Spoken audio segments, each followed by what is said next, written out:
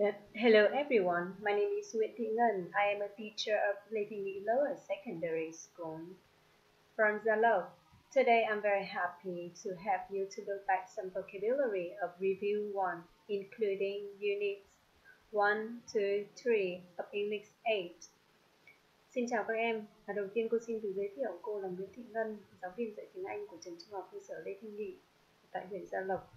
Hôm nay cô rất là vinh dự được cùng với chúng ta ôn tập lại những từ vựng trong phần Review 1, bao gồm các đơn vị bài học Unit 1, 2, 3 của chương trình tiếng Anh lớp 8. So now, are you ready? Here we go.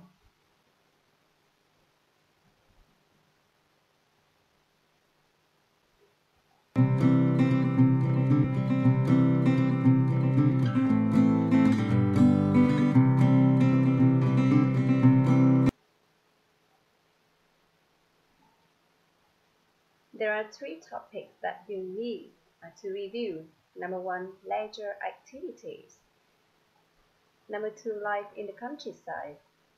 Number 3, peoples of Vietnam. Chúng ta sẽ luyện tập từ vựng của 3 đơn vị bài học và sẽ tương ứng với mỗi đơn vị bài học là một chủ đề từ vựng khác nhau. Chủ đề thứ nhất đó là các hoạt động vui chơi giải trí.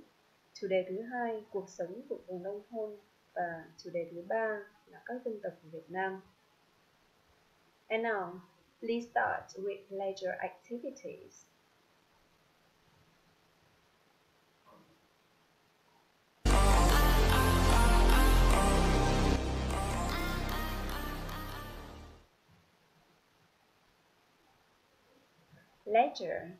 Leisure. It is a time when you are not working or studying and can relax and do things you enjoy. Đây là khoảng thời gian khi mà chúng ta không đang làm việc hoặc không đang học. Các em có thể giải trí hoặc là thư giãn và làm những việc mình thích. Now look at the things here. They are made by hand or they are craft. What do you call the things that are used to make craft? Craft kit. And you see that here is a kind of craft. It comes from Japan. People use paper to make nice animals and things. So origami.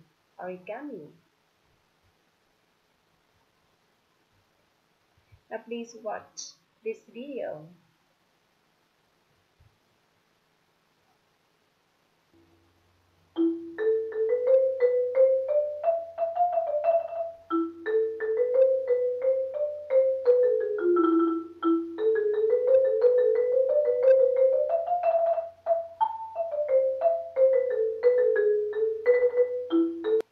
Yeah, so can you tell me, what have you heard?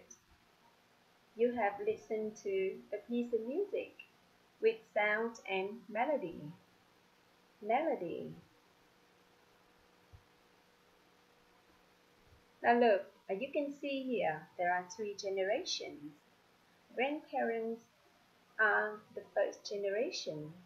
Parents with uncle and aunt belong to the second generation.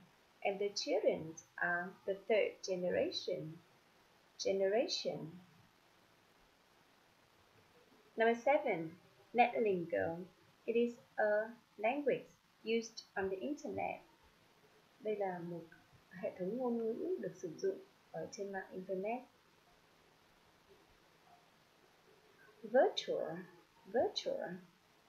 If something is virtual, it only exists on the internet. Virtual, đây là một tính từ được dùng để miêu tả một cái gì đấy nó tồn tại ở trên thế giới mạng internet và không tồn tại ở trong cuộc sống thực. DIY.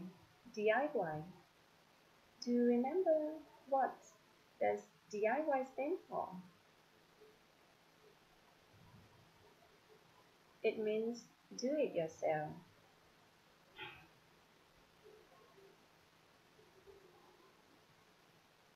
Now, look at two people here. What are they doing? Yes, they are talking or communicating. Communicate.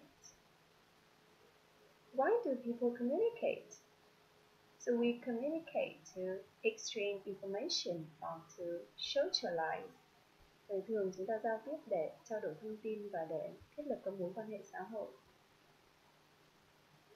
Now, please look back at some verbs of liking. Rồi sau đây chúng ta sẽ ôn lại về một số các động từ để miêu tả về sở thích. Fancy, fancy. Adore, adore. What are the opposites of fancy and adore?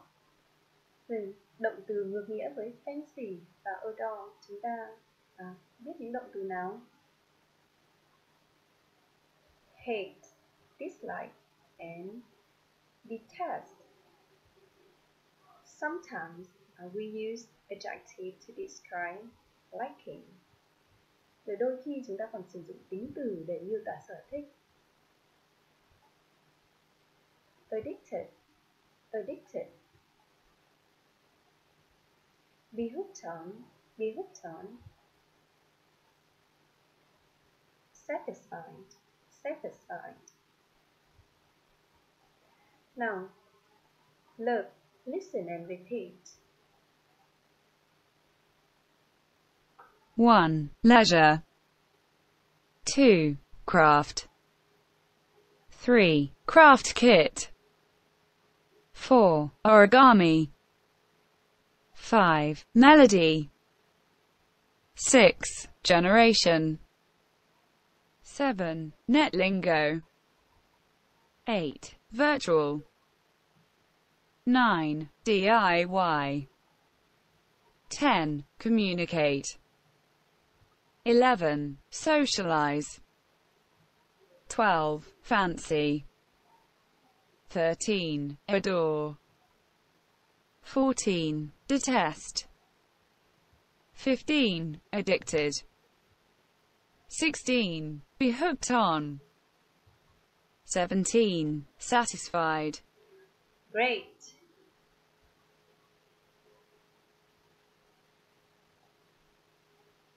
So now, please move to the second topic.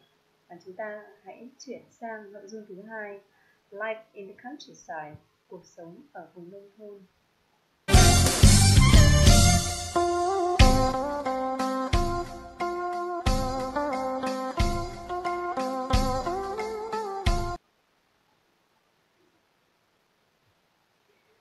Now please look at this picture. You see here it is the harvest time, or the farmer is harvesting the crop. So harvest, harvest. Now, you see he is a farmer, and what means of transport is he carrying? So, it is a cart. And what animal is pulling the cart? So, the cart is pulled by a buffalo. So, buffalo-drawn cart. Buffalo-drawn cart. So you know that buffaloes, bulls, dogs, and sheep are cattle. Cattle. And now, answer the question. What is on the cart? It is hay. Hay. Cỏ khô hoặc rơm rạ khô. Wow, so you look at this. Is it green? Yes. Is it peaceful? Yes. So it is a pasture. Pasture.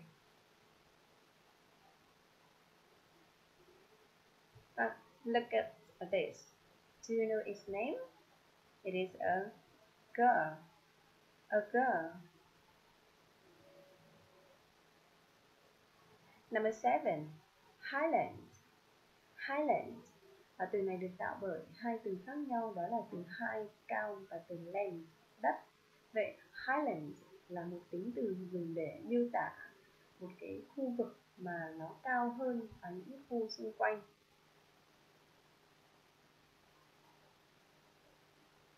Urbanization. Urbanization. It is the process in which towns, streets, factories are built where there was once countryside. Đây là một quá trình mà các thị trấn, thành phố hoặc các cái con đường, các công ty, xí nghiệp được xây dựng ở tại những nơi mà trước kia là vùng nông thôn.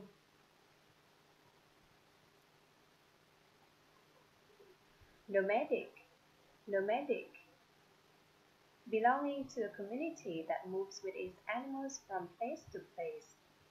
Và từ này dùng để miêu tả đến một cộng đồng mà nó di chuyển từ nơi nọ đến nơi kia và nó mang theo những con động vật nuôi của họ. Optimistic. Optimistic. Use knows that if I am optimistic, I will expect good things to happen or something to be successful. Optimistic từ này dùng để miêu tả về tính cách của một ai đó thường xuyên mong đợi những điều tốt đẹp sẽ xảy ra. Vast. Vast. It is very big, very large or huge. What is this farmer doing? She is putting the rice on the cart, or you can say she is loading the rice on the cart. Load. Load.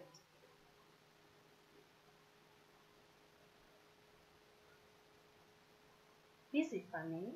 Yes, so you know that is a popular image in Vietnamese countryside. And what are the two boys doing? They are herding the buffaloes. Herd. Herd.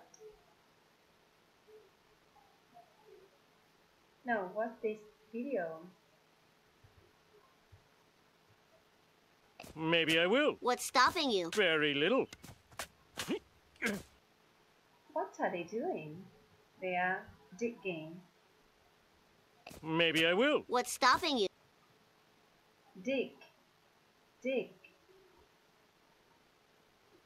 And now, please listen and repeat all the words. 1. Harvest. 2. Buffalo drawn cart. 3. Cattle. 4. Hay. 5. Pasture. 6. Agur. 7. Highland. 8. Urbanization. 9. Nomadic. 10. Optimistic. 11. Vast. 12. Load. 13. Herd. 14. Dig. Well done. So now, you will look back the last topic, peoples of Vietnam. Rồi chúng ta sẽ ôn lại các từ vựng liên quan đến chủ đề cuối cùng, đó là các dân tộc của Việt Nam.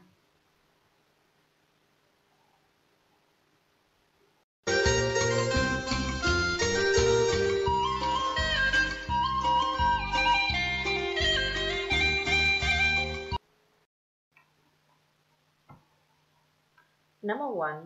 A small group of people or things within a much larger group.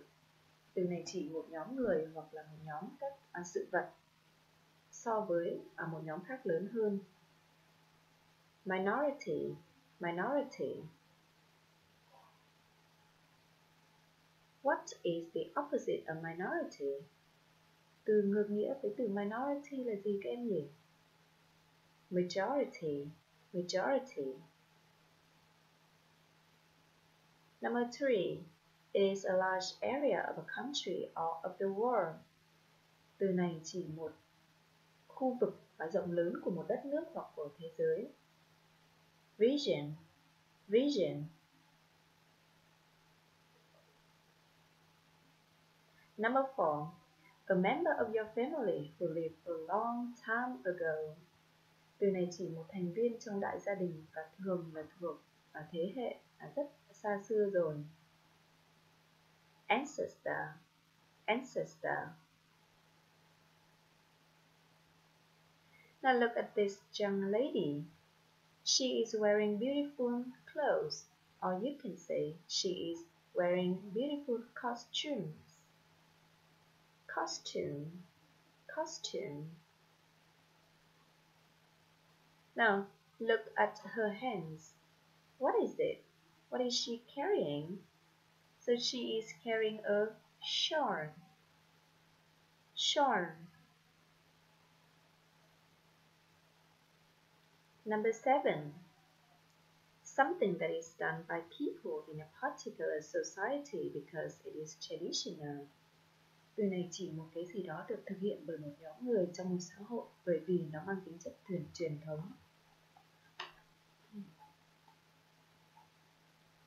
Number 8. The traditional beliefs, values, customs of a family, country or society. Đây là những giá trị, những phong tục tập quán của một gia đình, một đất nước, của một xã hội. Heritage, heritage. Now, look at this picture. What can you see? You can see a cloud, the moon, and a star. And are they in the sky? No, they are not in the sky. They are on the wall. So why do they put them on the wall? To make it beautiful or to decorate it. Great. So something that is used to make the house beautiful is ornament. Ornament. Is it a market? Yes. So is it market inside or outside? It is outside. So we call it an open air market. Open air market.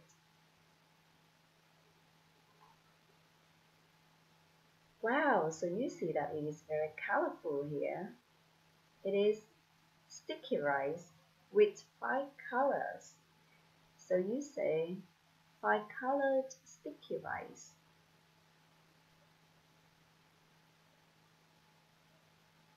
Is it beautiful? Yes. Is it in the countryside or in the city? It is in the countryside. And where can you see it? You can see it on television or in Sapa. Yes. So it is a terrace view. Terrace view.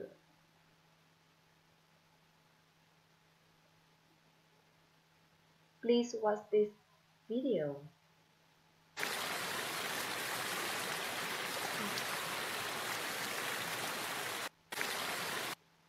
So it is a water wheel. Water wheel.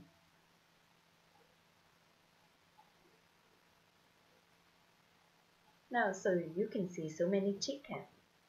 So chickens, ducks, and geese are poultry. Poultry. Number 15. To treat a person or group differently from another in an unfair way.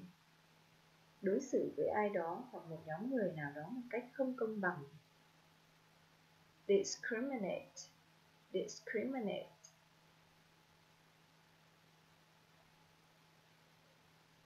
So you see that 2 children are drawing. So what are they drawing? They are drawing houses. And now please describe the houses. How is the boy's house? It is simple. So what's about the girl's house? It is complicated. Complicated. 17. Relating to a particular race, nation or tribe and their customs and traditions. Liên quan đến một dân tộc, một đất nước hoặc một bộ lạc cùng với tập quán và truyền thống của họ. Ethnic, ethnic. So now, listen and repeat.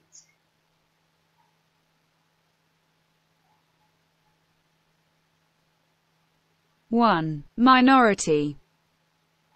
2, majority. 3, region. 4, ancestor. 5, costume. 6, shawl.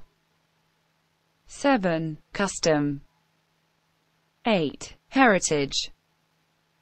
9, ornament.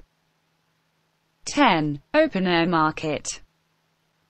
11, 5-colored sticky rice. 12, terraced field. 13, water wheel.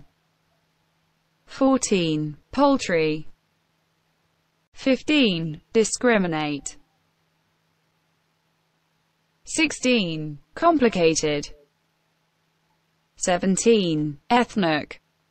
Well done.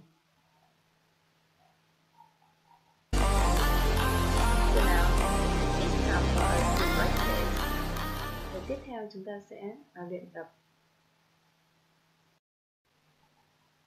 Exercise 1.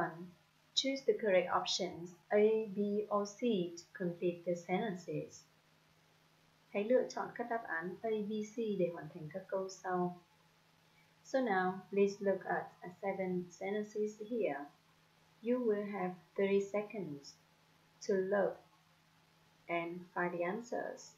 Em sẽ có 30 giây để đọc và tìm đáp án cho các câu sau. So now, here we go.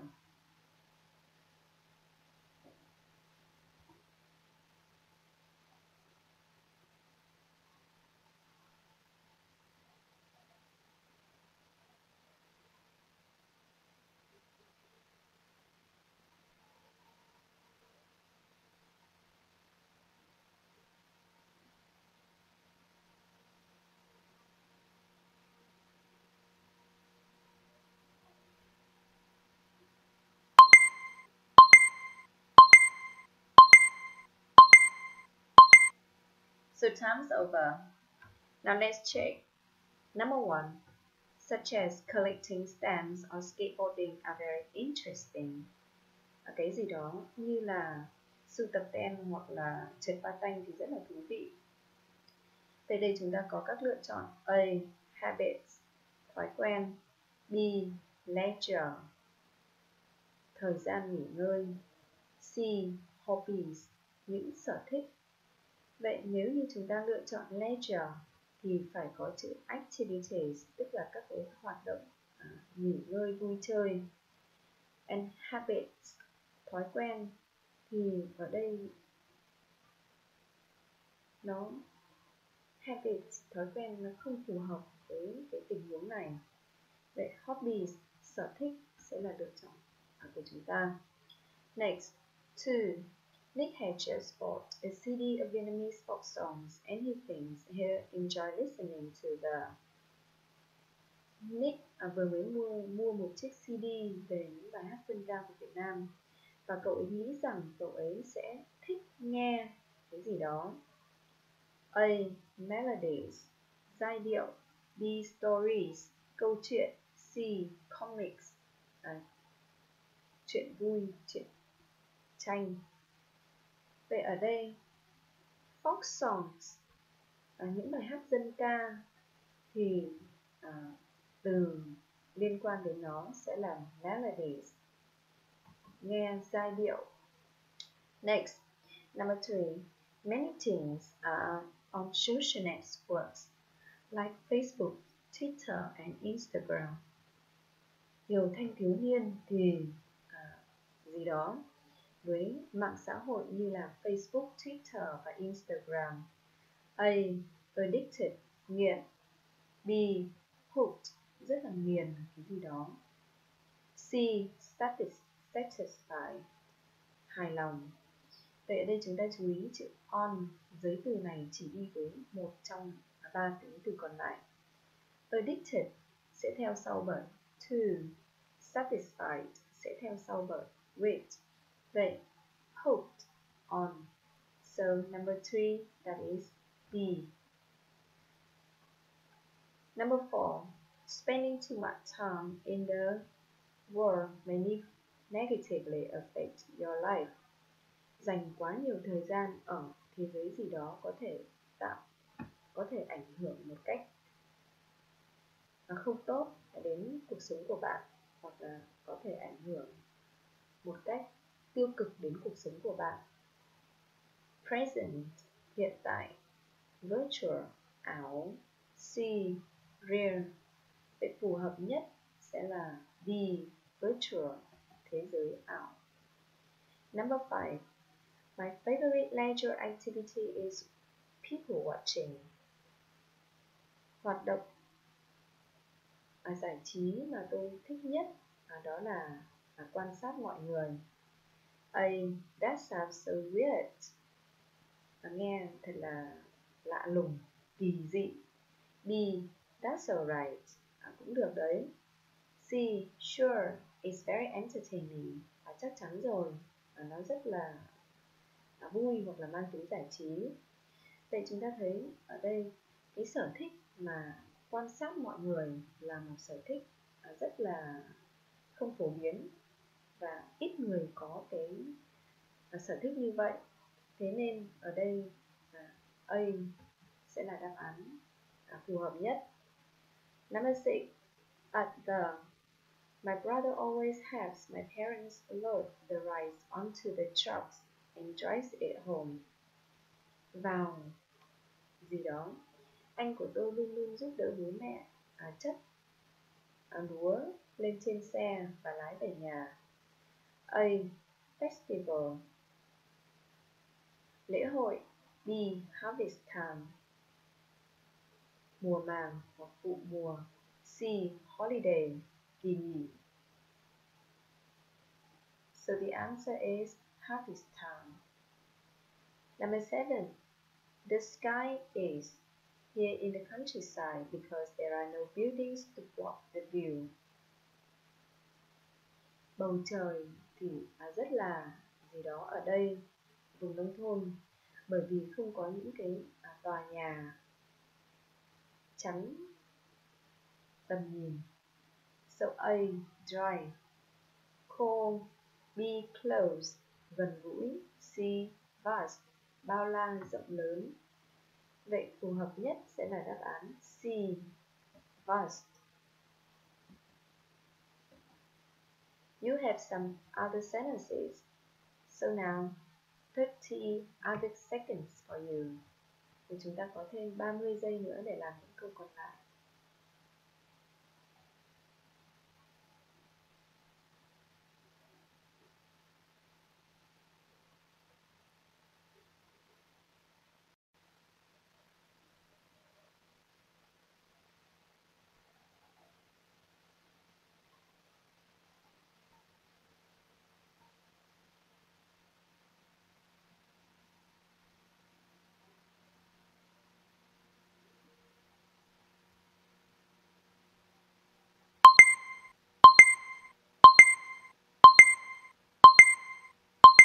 Time's over. Number 9, you can grow many types up in the garden. Bạn có thể trồng nhiều loại gì đó ở trong vườn. A, grassland, đồng cỏ. B, pastures, đồng cỏ. C, vegetables, rau. So the answer is vegetables. Chúng ta sẽ trồng rau chứ chúng ta sẽ không trồng đồng cỏ, đúng không ạ? Number 10, I think country life is so boring and because you're not close to shops and services. Tôi nghĩ rằng cuộc sống ở vùng nông thôn thì rất là nhàm chán và vì đó, bởi vì bạn không gần các cửa hàng hoặc là các dịch vụ. Vậy chúng ta thấy ở đây chữ and sẽ nối từ boring và một tính từ khác nữa. Và từ boring ở đây là một động từ mang nghĩa phủ định hoặc mang nghĩa không tích cực. Thế nên chúng ta sẽ loại bỏ đáp án C, peaceful, yên bình. So we have A, unhealthy, B, inconvenient. Vậy A không có lợi cho sức khỏe.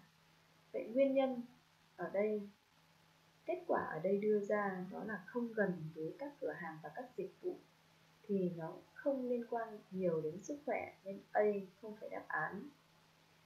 B, inconvenient, không thuận tiện. Đây, ở đây là đáp án và hợp lý nhất. 11. On the farm, Uncle Dương showed us how to cucumbers. Ở nông trại, bác Dương đã chỉ cho tôi cách để làm gì đó với dưa chuột. A, plow, cày. B, produce, tạo ra hoặc sản xuất. C, pick, nhặt hoặc vặt. Đấy. C, pick là đáp án. Chào, Nick would like to know something about the groups of Vietnam when he visited the Museum of Ethnology. Nick muốn biết một số thông tin gì đó về các nhóm của Việt Nam khi mà anh ấy đến thăm bảo tàng dân tộc học. A, culture, văn hóa. B, cultural, thuộc về văn hóa. C, cultured, văn hóa. Vậy chúng ta thấy cụm từ ở đây sẽ là the groups. Từ chúng ta cần điền là một từ đứng phía trước danh từ groups. Vậy trước danh từ sẽ có thể là một tính từ. Vậy ở đây chúng ta lựa chọn cultural groups, tức là các nhóm văn hóa. 13. The house is the biggest house in the village. Ngôi nhà gì đó là nhà lớn nhất ở trong làng. A, communal, thuộc về cộng đồng. B, cultural, thuộc về văn hóa. C, local, thuộc về địa phương. Vậy ngôi nhà lớn nhất thì thường sẽ là ngôi nhà chung, đình làng hoặc là nhà rông. Vậy A, communal house. 14. Like some other peoples, the Thai, their ancestors. Giống những dân tộc khác, dân tộc Thái cũng làm gì đó đối với tổ tiên, cha ông của họ. A, worship, thờ cúng. B, celebrate, chào mừng. C, welcome, cũng là chào mừng. Vậy đối với cha ông thì chúng ta sẽ thờ cúng, đúng không? So here A is the answer. 15. The wrong house of the Sudan is a big with a high roof. Nhà rông của dân tộc Sudan thì là một cái gì đó lớn với mái nhà rất là cao. A, steel house, nhà sàn. B, tent, lều. C, cottage, nhà danh. So here A, steel house is right. Now you move to exercise 2. Fill in each blank with one word. The first letter is given. Hoàn thành vào chỗ trống với một từ và chữ đầu tiên của từ đó đã được cho sẵn. Now please look very quickly. You will have 30 seconds.